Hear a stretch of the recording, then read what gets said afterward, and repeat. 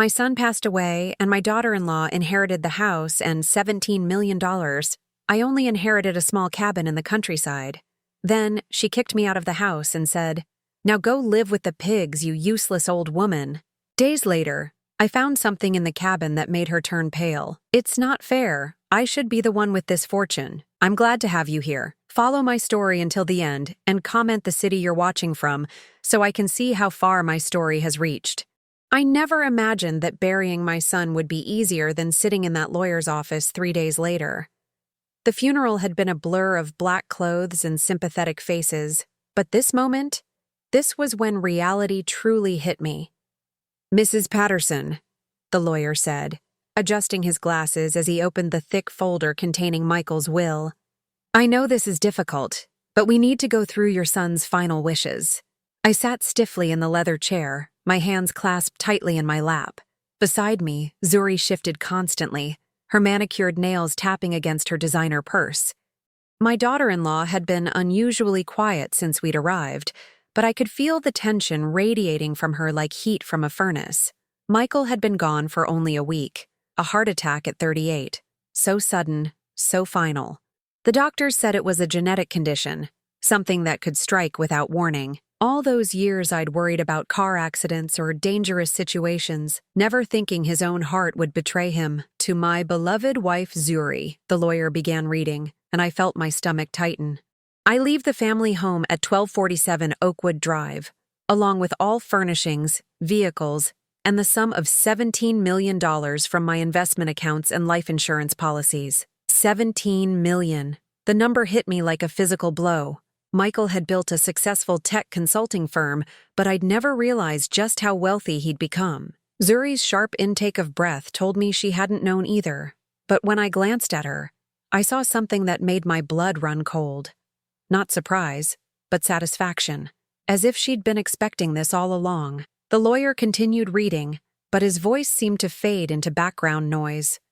$17 million and the house where I'd lived with Michael and his father for over 30 years. The house where I'd raised my son, where I'd nursed my husband through his final illness, where every room held memories of our family.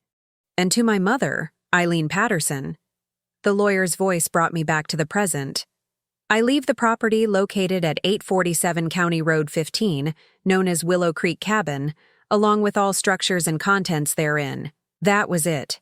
The entire reading took less than 10 minutes, and in that time, my whole world had been redistributed. Zuri got millions and the home I'd lived in for 3 decades. I got a rundown cabin in the middle of nowhere that Michael's grandfather had built in the 1960s. Is that all?" I managed to whisper, my voice barely audible. The lawyer nodded sympathetically.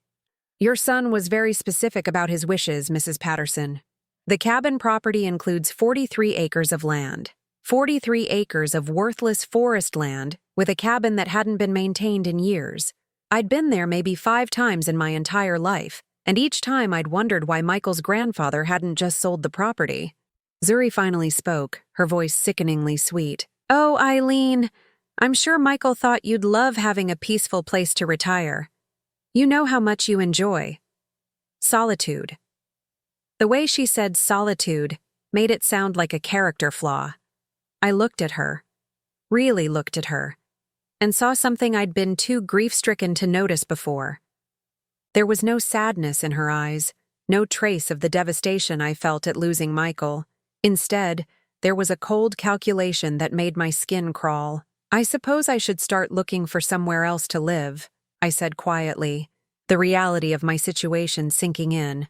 Zuri's mask slipped just slightly. "Actually, Eileen, I think it would be best if you moved to the cabin as soon as possible. I need time to process Michael's death in our home. Surely you understand. Our home." She'd already claimed it completely, erasing my 30 years there with 2 simple words. The drive back to Oakwood Drive, back to what I could no longer call home, passed in silence.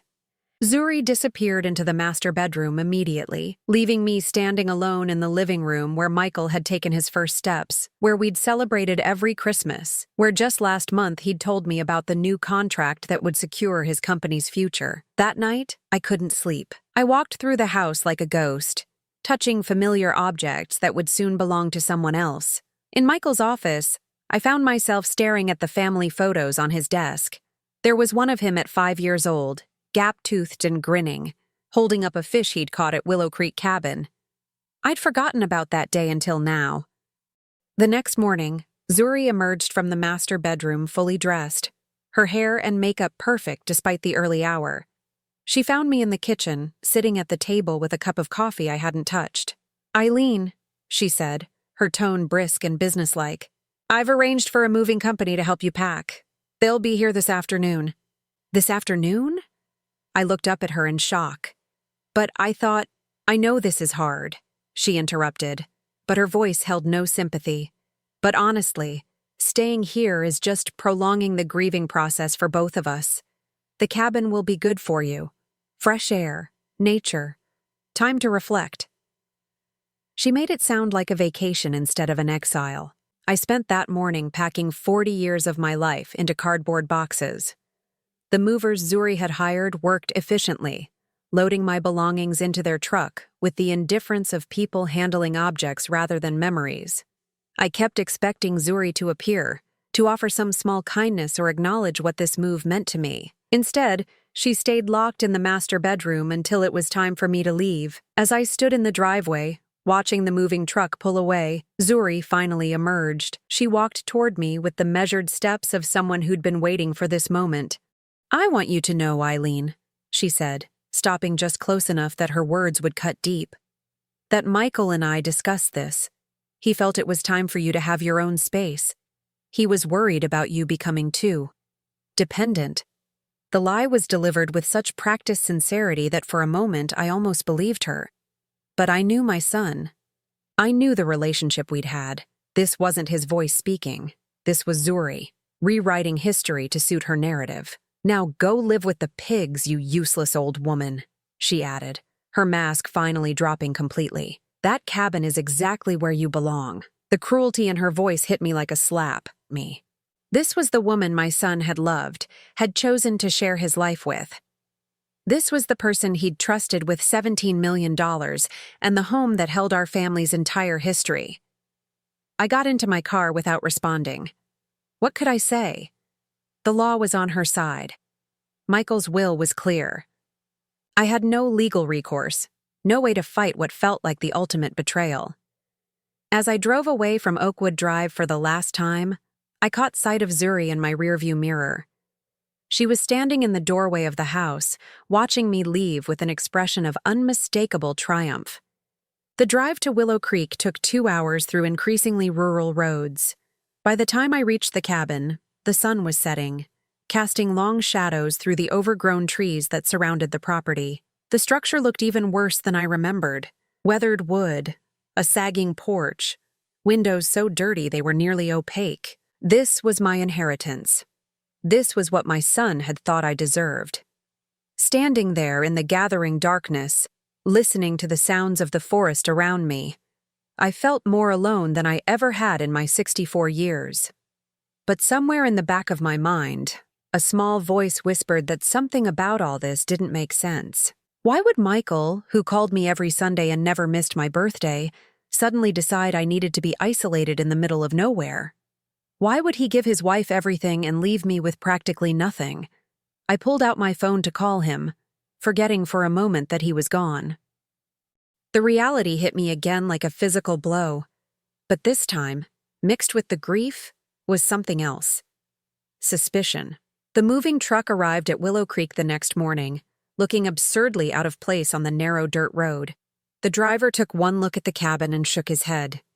"You sure this is the right address, lady?" I wanted to tell him no, that this had to be some terrible mistake, but instead I just nodded and pointed toward the sagging porch. "Just put everything inside, please."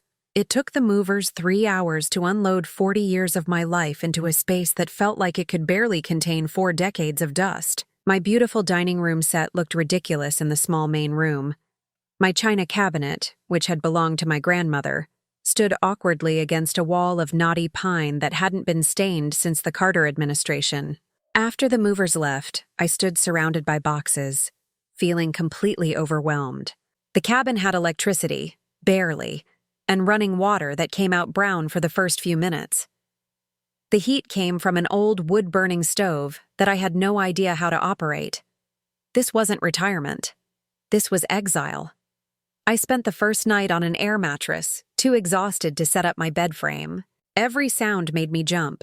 The settling of old wood, the scurrying of what I hoped were just mice, the wind whistling through gaps in the walls I hadn't noticed during the day. By morning, I'd made a decision. I would clean this place up and sell it as quickly as possible. 43 acres had to be worth something, and whatever I could get would help me find a small apartment somewhere civilized. I started in the main room, unpacking boxes and trying to arrange my furniture in a way that made sense. That's when I found the first strange thing. A box I didn't remember packing, tucked behind my couch. When I opened it, I found old photographs and documents that had belonged to my late husband, Robert. Robert had died 8 years ago, and I thought I'd gone through all his papers then. These must have been stored somewhere in Michael's house that I'd forgotten about. As I sifted through the yellowed documents, I found insurance papers, old tax returns, and at the bottom, something that made my hands tremble. A deed to the Willow Creek property, but not the one I'd expected to see. This deed was different from the one the lawyer had shown me. It was older, dating back to when Robert's father had first purchased the land in 1962. According to this document, the property wasn't just 43 acres of forest. The original survey showed mineral rights, oil and gas leases, technical terms I didn't understand, but which filled me with a strange mixture of hope and confusion. I set the document aside, telling myself it probably didn't mean anything.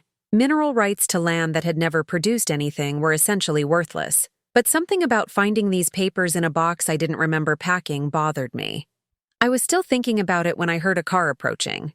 Through the dirty window, I watched a sleek black sedan navigate the rutted driveway. My heart sank as I recognized the driver. Zuri stepped out of the car wearing designer jeans and boots that probably cost more than I'd spent on groceries in the past month.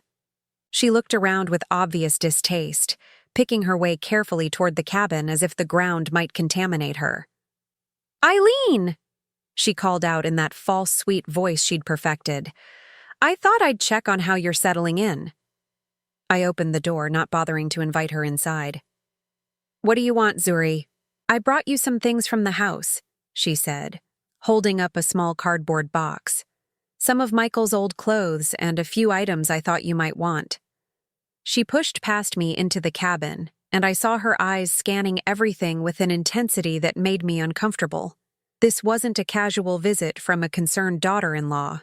This was an inspection. "It's rustic," she said, setting the box down on my kitchen counter. "I'm sure you'll grow to love it here, all this, nature. Why are you really here, Zuri?" She turned to face me, and for just a moment, her mask slipped. "I wanted to make sure you had everything you needed, that you weren't missing anything important."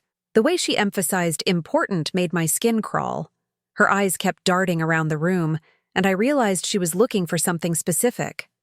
"Like what?" I pressed. "Oh, documents, papers, anything that might have gotten mixed up during the move." She moved toward the box I'd found behind the couch, but I stepped between her and it. "I can't imagine what papers of mine would concern you." Zuri's smile became strained. "Of course not.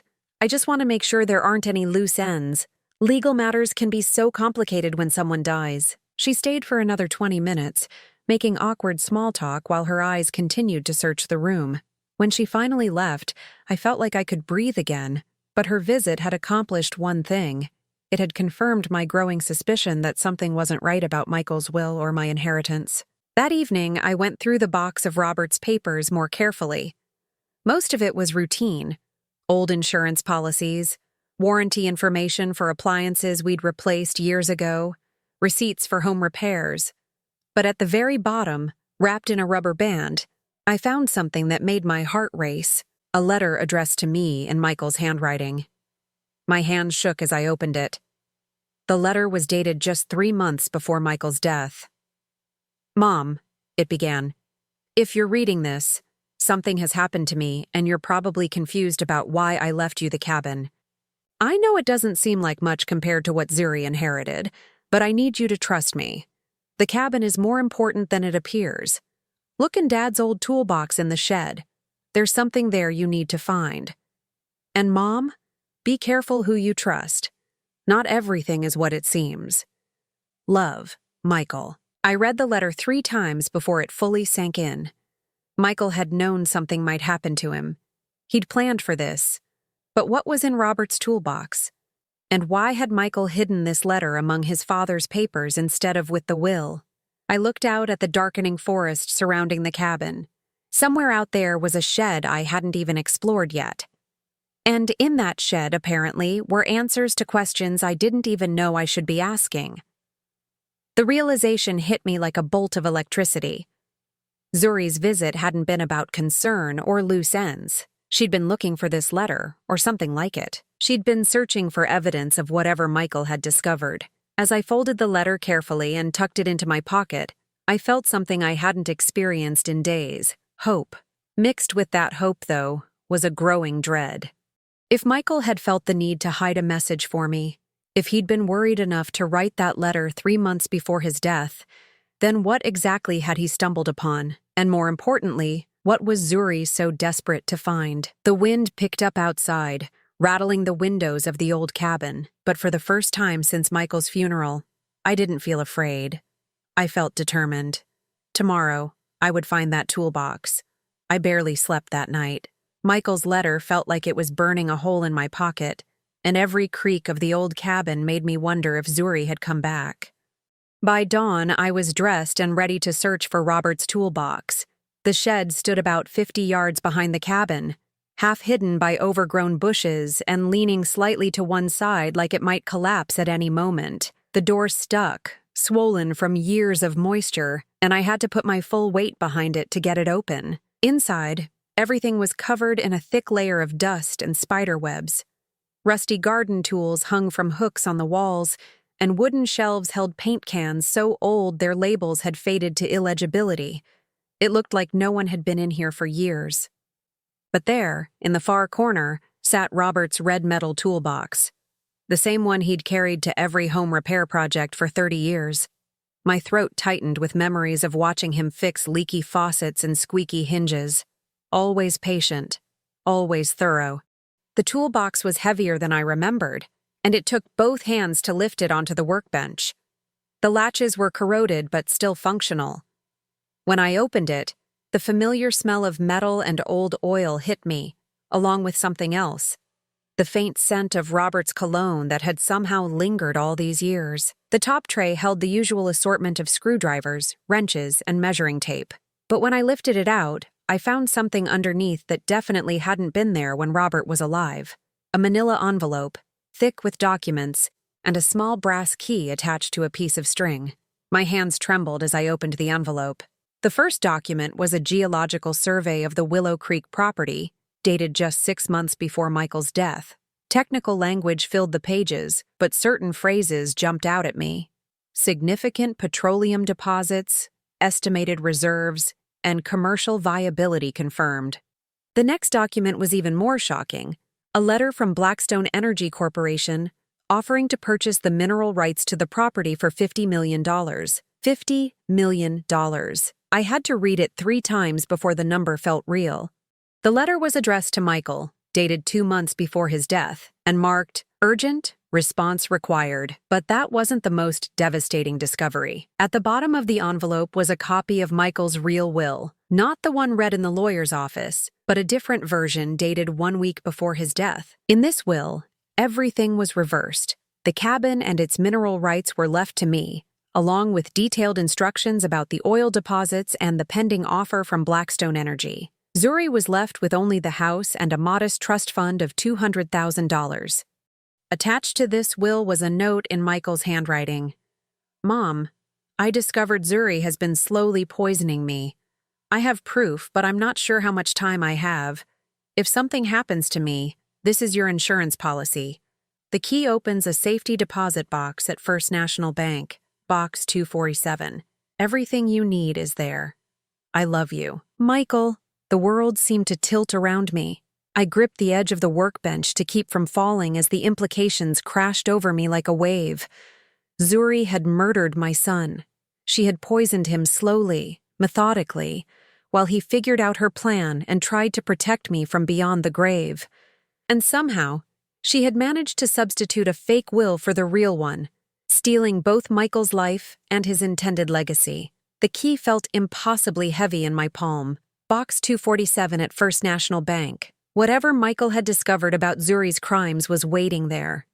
I was so absorbed in the documents that I didn't hear the car approaching until it was too late. Through the grimy shed window, I saw Zuri's black sedan pulling up beside the cabin. My heart hammered against my ribs as I quickly stuffed everything back into the envelope and shoved it under the toolbox. By the time I emerged from the shed, trying to look casual, Zuri was standing on the cabin's porch with two men in expensive suits.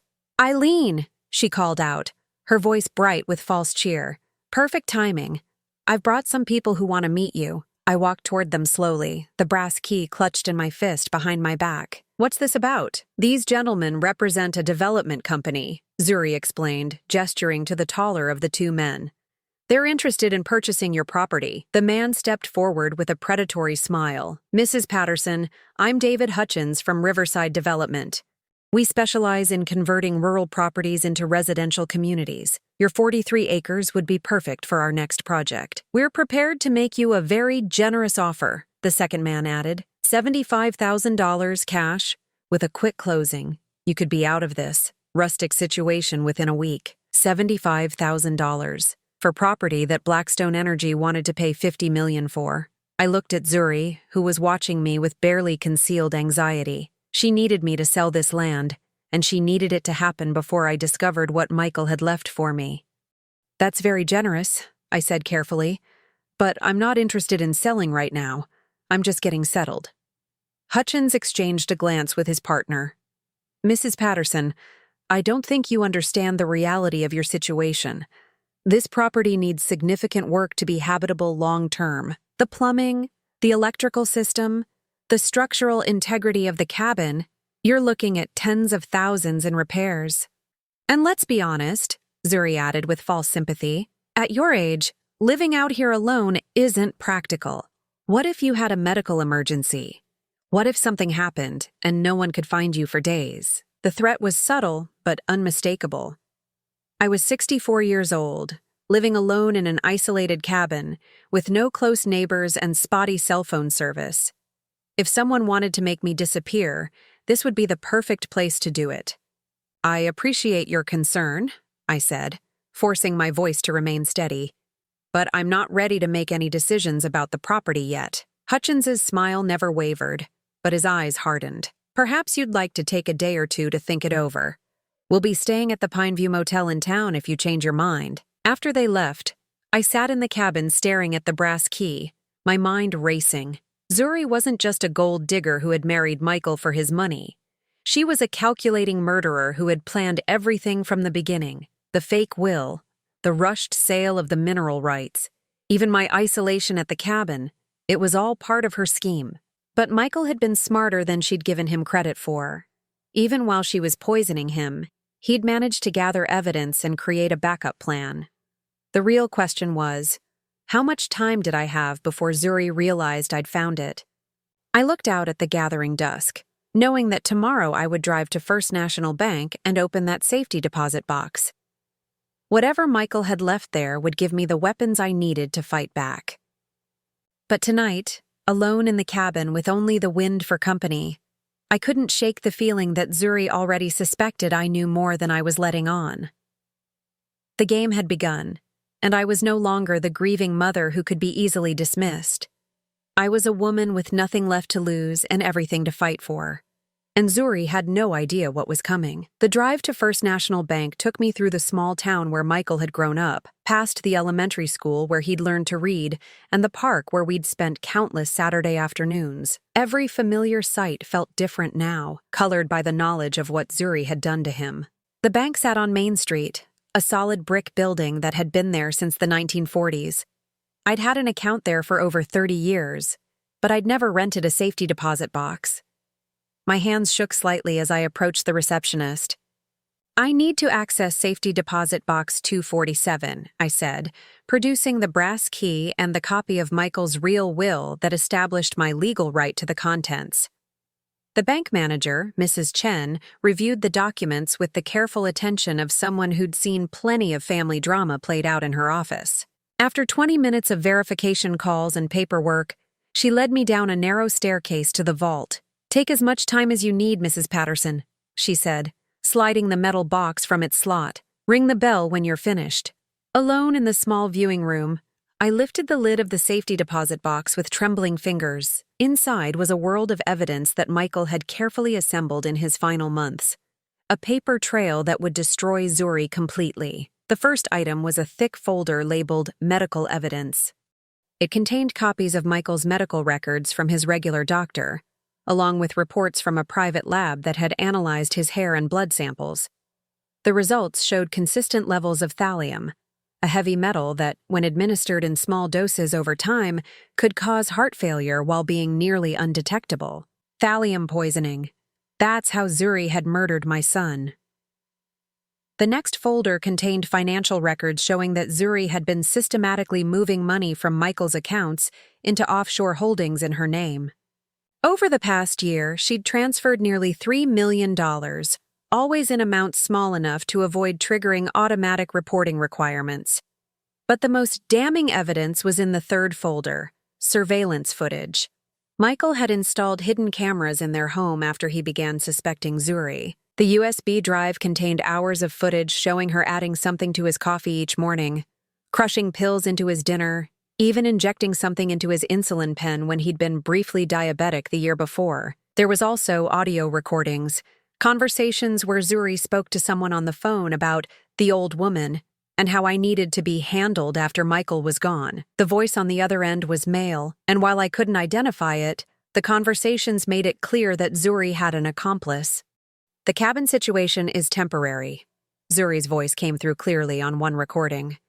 "Once we get her to sign over the mineral rights, she won't be a problem anymore." "And if she won't sign?" the man's voice asked. "Then we'll have to convince her, one way or another." The threat was unmistakable. They were planning to kill me too. The final item in the box was a letter addressed to the FBI, already stamped and ready to mail. Michael had prepared everything. All I had to do was drop it in a mailbox, and federal agents would begin investigating Zuri for murder, fraud, and conspiracy. But as I sat in that small room surrounded by evidence of my son's murder, I realized I wanted more than just justice. I wanted Zuri to know that she'd been outplayed. I wanted her to experience the same fear and helplessness she'd put Michael through in his final months. I photographed everything with my phone, then carefully returned the originals to the safety deposit box. The letter to the FBI would stay there for now, my insurance policy in case something happened to me. The drive back to the cabin gave me time to plan. Zuri expected me to be a helpless old woman, easily manipulated and disposed of. I would let her continue thinking that while I prepared my counterstrike. I was almost back to the cabin when my phone rang. Zuri's name flashed on the screen, and I let it go to voicemail. When I played the message back, her voice was tight with barely controlled panic. "Eileen, it's me. Those developers called. They're increasing their offer to $100,000, but only if you decide by tomorrow. I really think you should consider it. This property is just too much for you to handle alone." 100,000. Still a fraction of what the land was really worth, but the increased urgency told me everything I needed to know. Something had spooked them. Maybe they'd discovered that I'd been to the bank, or maybe they were just getting nervous about how long this was taking. Either way, it was time to force their hand. I called Zuri back, injecting just the right amount of weariness into my voice. "I got your message. You're right. This place is too much for me. I think I'm ready to sell." The relief in her voice was palpable. "Oh, Eileen, I'm so glad you're being reasonable about this. Should I call the developers? Actually, I was hoping you could bring them by tomorrow morning. I'd like to discuss the terms in person before I sign anything." "Of course. What time works for you?" "How about 10 o'clock? That will give me time to have my coffee and get my thoughts together." "Perfect. And Eileen, I'm really proud of you for making this decision. Michael would want you to be comfortable and secure." The casual invocation of my murdered son's name made my blood boil, but I kept my voice steady. "Yes, I think he would." After I hung up, I spent the evening preparing. I cleaned the cabin thoroughly, arranged my furniture to create clear sight lines to all the windows, and set up my phone to record everything that was about to happen. Then I sat down and wrote my own letter, not to the FBI, but to the local sheriff's department. I explained everything I'd discovered, attached copies of the evidence from the safety deposit box, and sealed it in an envelope addressed to Sheriff Morrison, a man I'd known since he was Michael's classmate in high school. If something went wrong tomorrow, if Zuri's threats turned violent, at least the truth would survive. The next morning dawned gray and overcast, perfectly matching my mood. I made coffee and toast, going through the motions of a normal breakfast while my heart hammered against my ribs. At exactly 10 o'clock, I heard cars approaching. Through the window, I watched 3 vehicles pull up: Zuri's sedan, a white SUV carrying the 2 fake developers, and a third car I didn't recognize. 4 people got out instead of the expected 3. The 4th person was a woman in her 50s, professionally dressed, carrying a briefcase. She had the look of someone who'd done this before, someone who specialized in making inconvenient people disappear. My phone was already recording as they approached the cabin. I took a deep breath, opened the door, and smiled as if I were genuinely happy to see them. "Good morning, everyone. Please come in." As they filed into my small living room, I saw Zuri's eyes scanning for any sign that I'd discovered her secrets. She was nervous, but not panicked. Not yet. "Eileen," she said, "I'd like you to meet Sarah Martinez. She's a notary who'll help us make everything official." Martinez nodded professionally. "Mrs. Patterson, I understand you're ready to sell your property.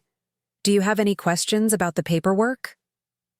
"Just one," I said, settling into my armchair with the calm of someone who held all the cards. "I'm curious about why you're all so interested in 43 acres of worthless forest land." The temperature in the room seemed to drop 10 degrees. Hutchins and his partner exchanged glances, while Zuri's smile became noticeably strained. "It's not worthless, Mrs. Patterson," Hutchins said carefully. "As I mentioned, it has development potential." "Oh, I see. And that development potential wouldn't have anything to do with the $50 million worth of oil deposits under my property, would it?" The silence that followed was deafening. Zuri went pale, and Martinez actually took a step backward toward the door. I pulled out my phone and held it up.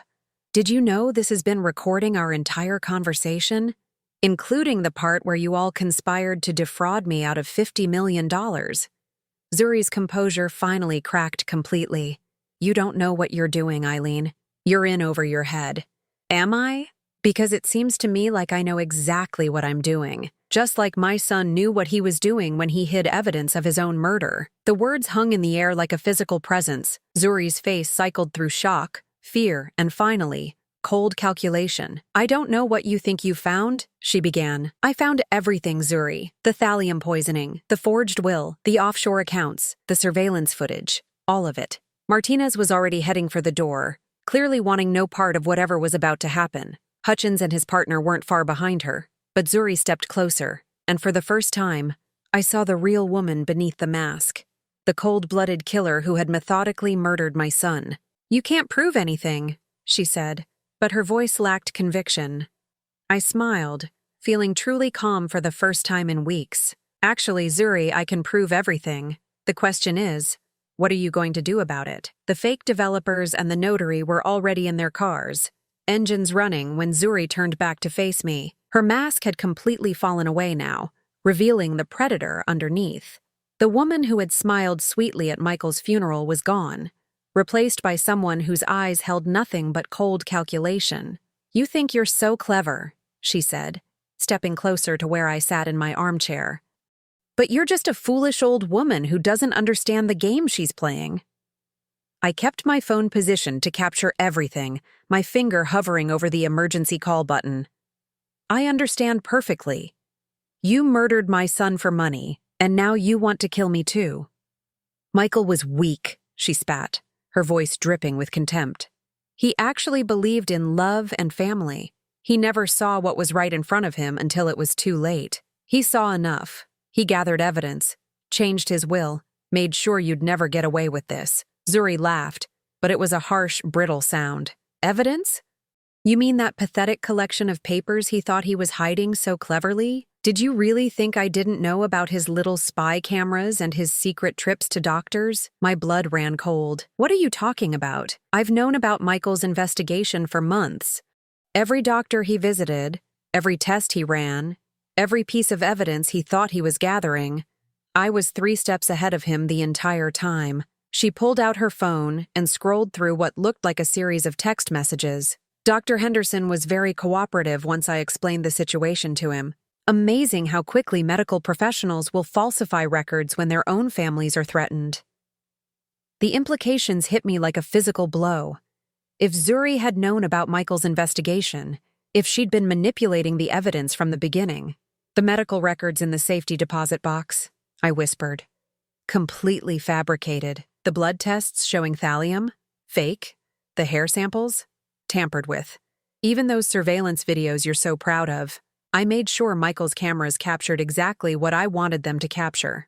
My hands started shaking as the full scope of her deception became clear. You let him think he was building a case against you. I encouraged it.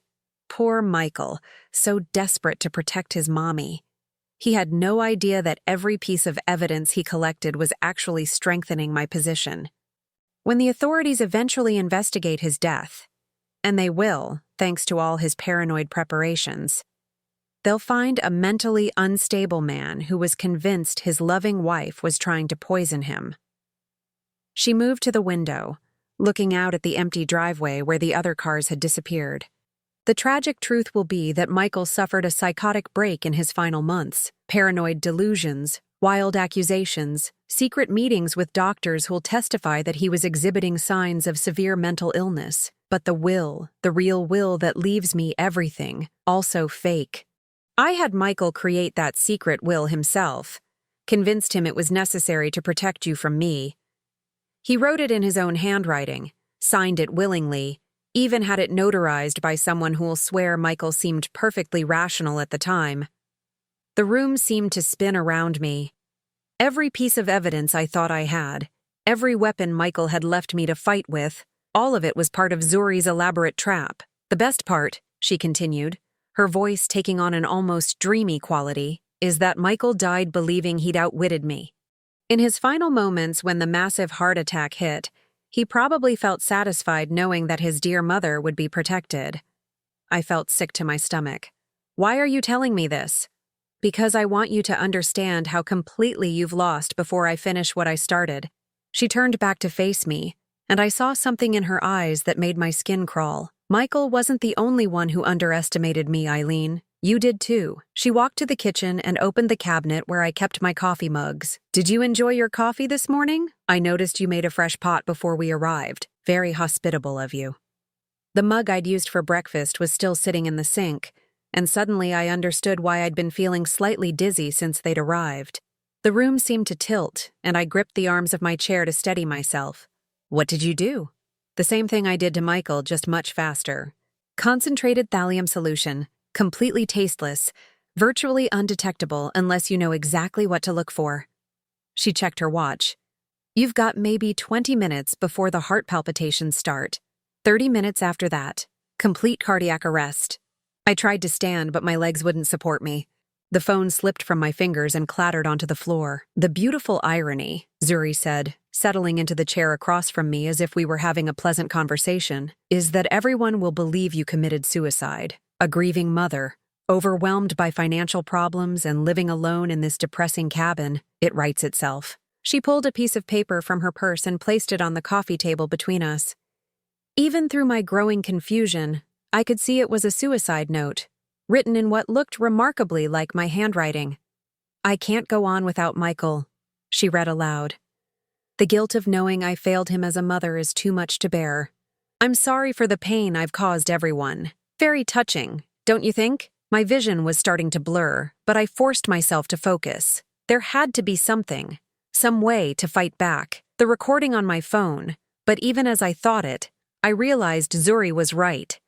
Who would believe a recording made by a woman everyone would think was mentally unstable? The property will go to Michael's estate, of course, she continued conversationally. As his widow, I'll inherit everything, including those valuable mineral rights. Blackstone Energy is prepared to pay $60 million now. Apparently, the deposits are even larger than originally estimated. $60 million. My son had died for $60 million. You won't get away with this, I managed to whisper, though even forming the words was becoming difficult.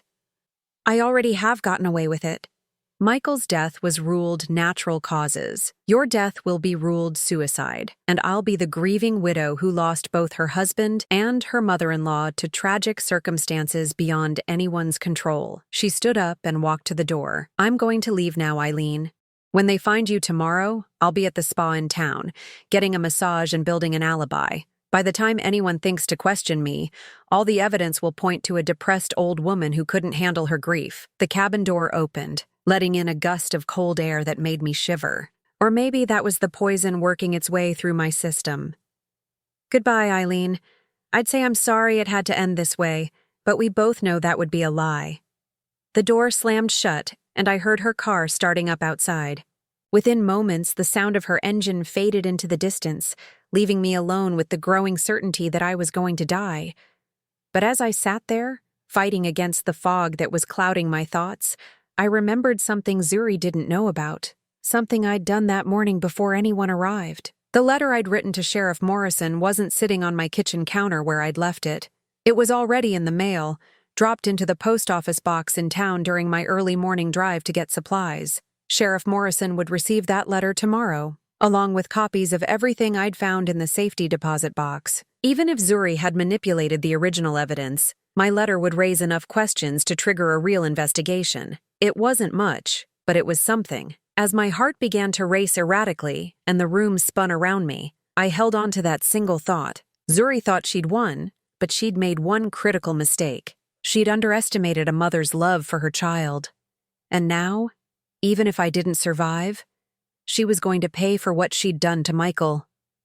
The room was spinning violently now, and my heart felt like it was trying to beat its way out of my chest. Each breath was a struggle, and I could feel my body shutting down just as Zuri had planned. But in those moments when I expected to slip into unconsciousness, something extraordinary happened. My phone, which had fallen to the floor during Zuri's confession, began ringing with an incoming call. The sound seemed to pierce through the fog in my brain, and I realized I wasn't as far gone as I'd thought. With enormous effort, I managed to slide out of the chair and crawl toward the phone.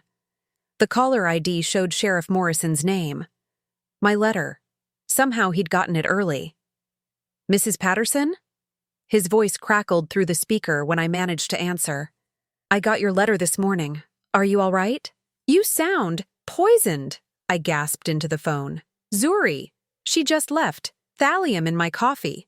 Jesus Christ. I'm sending an ambulance right now. Stay on the line with me, Eileen. The next few minutes were a blur of sirens, paramedics, and the strange sensation of being lifted onto a stretcher. But I remained conscious, fighting against the poison with a determination I didn't know I still possessed. It turned out that Zuri had made a crucial miscalculation. In her arrogance, she'd assumed that a 64-year-old woman would succumb to the same dose that had killed my son. But I was smaller than Michael, and ironically, a lifetime of drinking strong coffee had given me a tolerance for certain toxins that she hadn't accounted for. The emergency room doctors pumped my stomach and started chelation therapy to remove the heavy metals from my system. It was touch and go for several hours, but by evening they told me I was going to make a full recovery. Sheriff Morrison was waiting by my hospital bed when I woke up the next morning. How are you feeling? He asked, his expression grim. Like I've been run over by a truck, but alive. He nodded. Eileen, I need you to tell me everything that happened yesterday. Everything Zuri said. Everything she admitted to. I told him the whole story. From finding Michael's letter in the toolbox to Zuri's confession about manipulating all the evidence. Morrison took careful notes, occasionally asking for clarification. The problem we have, he said when I'd finished, is that most of what she told you, about falsifying the medical records, manipulating the will, even the surveillance footage, might actually be true. If she's been planning this for as long as she claims, she could have covered her tracks very thoroughly. My heart sank. So she's going to get away with murdering Michael? Not necessarily. See, the thing about people like Zuri is that they're often too clever for their own good. She manipulated evidence to make it look like Michael was paranoid and mentally unstable, but she had to leave some traces of her activities to make that story believable. He pulled out a folder thick with documents. After I got your letter yesterday, I started making some calls. Turns out the FBI has been watching Zuri for months as part of a larger investigation into a network of people who specialize in marrying wealthy individuals and then, well, becoming widows. She's done this before? 3 times that we know of. Each time, the husband died of apparent natural causes, leaving everything to his grieving wife. Each time, there were just enough suspicious circumstances to raise questions, but never enough evidence to prosecute. Morrison flipped through the papers in his folder, but this time she got sloppy. Maybe it was because she was dealing with you as well as Michael. Or maybe she was just overconfident. Either way, she made mistakes. What kind of mistakes? Well, for starters, she tried to poison you with the same method she used on Michael. The FBI has been monitoring her communications for weeks. They heard her discussing the old woman problem with her accomplice. You mean they recorded her planning to kill me? They recorded everything. Her phone calls, her meetings with those fake developers, even her conversation with the notary who helped forge the sale documents. Morrison smiled grimly. The woman you met yesterday wasn't really a notary. She was an undercover federal agent. The revelation hit me like a lightning bolt. The FBI knew what was happening? They've been building a case against Zuri's entire operation for over a year. When they learned she was planning to eliminate you, they decided it was time to move. The problem was, they needed her to actually commit a crime they could witness directly. So they used me as bait. Morrison's expression became uncomfortable. They had agents positioned around the cabin yesterday, ready to intervene if things went too far. But when you managed to survive the poisoning and record her confession, he gestured to my phone, which was sitting on the bedside table. Well, let's just say you've given them everything they need to put her away for life. Where is she now? In federal custody. She was arrested this morning at the spa where she was building her alibi. Turns out the FBI had been watching that location too. Over the next several days, as I recovered in the hospital, the full scope of Zuri's crimes became clear. The FBI investigation revealed a sophisticated network of people who targeted wealthy individuals for murder. Zuri was what they called a black widow, someone who married her targets, slowly poisoned them while building a case for their mental instability, then inherited their wealth before moving on to the next victim. Michael hadn't been her first husband. Robert Chen, a software executive in California, had died 3 years earlier under circumstances remarkably similar to Michael's. Before that, there had been James Mitchell, a real estate developer in Florida, and David Torres, a surgeon in Arizona. Each time, Zuri had used the same playbook: marry a wealthy man, isolate him from his family, slowly poison him while documenting his paranoid behavior, then inherit everything after his natural death. But Michael had been different. His investigation, even though Zuri had manipulated much of the evidence, had still uncovered patterns that connected her to the previous deaths. The FBI had been following those connections when they identified Zuri as their primary suspect. Your son saved a lot of lives, Agent Sarah Martinez told me when she visited the hospital. I recognized her as the notary who had been at the cabin that day. If we hadn't stopped her here, Zuri would have moved on to her next target within 6 months. How did you know she was planning to kill me? We've been monitoring her communications since before Michael died. When she started talking about the mineral rights problem and how she needed to handle you, we knew we had to act. Agent Martinez pulled out a tablet and showed me surveillance footage from around the cabin. We had teams positioned in the woods, ready to intervene if the poison acted faster than we expected. The plan was to let her confess to you, because we knew she couldn't resist gloating, then move in before any real harm was done. But I almost died. You almost died because you're tougher than any of us expected. Most people your age wouldn't have survived even half the dose she gave you. Martinez smiled. Your son would have been proud of how you fought back. The legal proceedings moved quickly. Faced with overwhelming evidence, including the recording I'd made of her confession, Zuri agreed to a plea bargain rather than risk the death penalty. She was sentenced to life in prison without the possibility of parole for the murder of Michael and the attempted murder of me. Her accomplices, including the fake developers and several others involved in the broader conspiracy, received sentences ranging from 10 to 25 years. The forged will was invalidated, and Michael's real final wishes were honored. The house on Oakwood Drive, along with all of Michael's legitimate assets, came to me as his sole heir. But more importantly, the mineral rights to the Willow Creek property were officially recognized as mine. Blackstone Energy's final offer was actually $72 million, even more than Zuri had known about. Apparently, the geological surveys had been updated since the original assessment, revealing deposits that were significantly larger than initially estimated.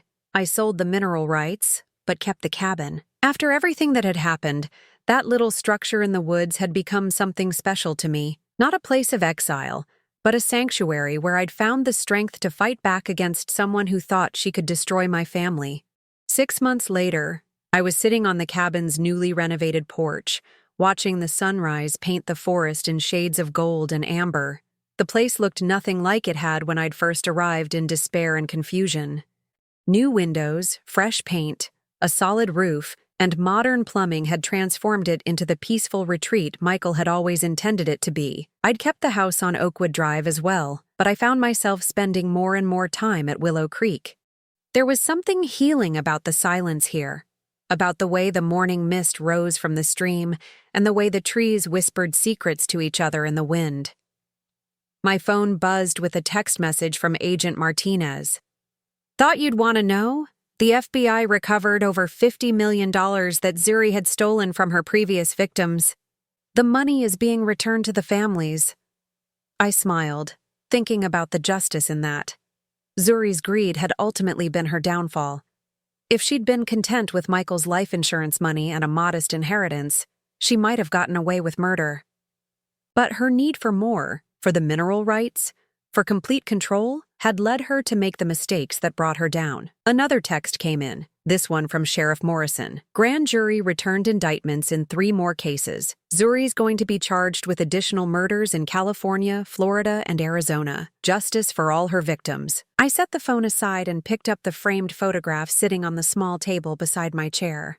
It showed Michael at age 10, holding up that fish he'd caught during one of our rare visits to Willow Creek. His gap-toothed grin filled the frame, and his eyes sparkled with the joy of a child who knew he was loved. "We got her, sweetheart," I whispered to the photograph. "She'll never hurt anyone else."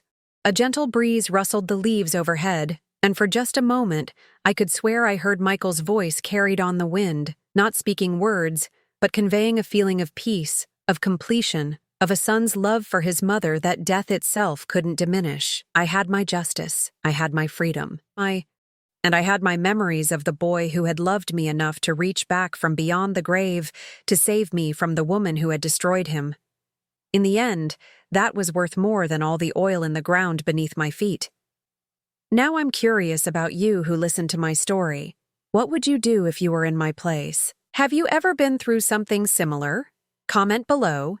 And meanwhile, I'm leaving on the final screen 2 other stories that are channel favorites, and they will definitely surprise you. Thank you for watching until here.